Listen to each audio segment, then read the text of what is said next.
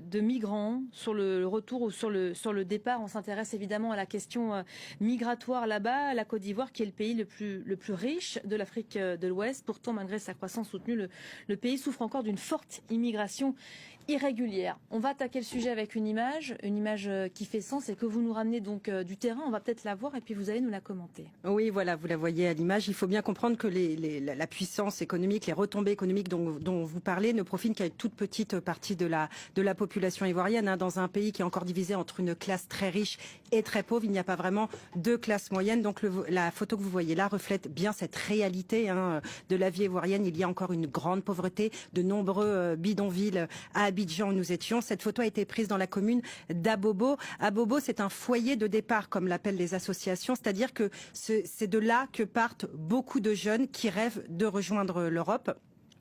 Comme vous vous en doutez en voyant cette image, les opportunités de grimper dans l'échelle sociale en Côte d'Ivoire sont encore assez rares. Je rappelle que 80% de l'économie est encore informelle en Côte d'Ivoire et que le taux de chômage des jeunes oscille entre 25 et 30%. La famille que vous distinguez un petit peu à l'image, c'est la famille de Mariam. Mariam, c'est la maman de 8 enfants. Sur ces 8 enfants, je voudrais juste signaler que 2 vont seulement à l'école pour vous montrer un peu la pauvreté dans ces communes. 2 vont à l'école parce qu'elle n'a pas les moyens de scolariser les autres. L'école coûte une fortune pour ces familles qui rassemblent à peine une cinquantaine d'euros par mois de salaire.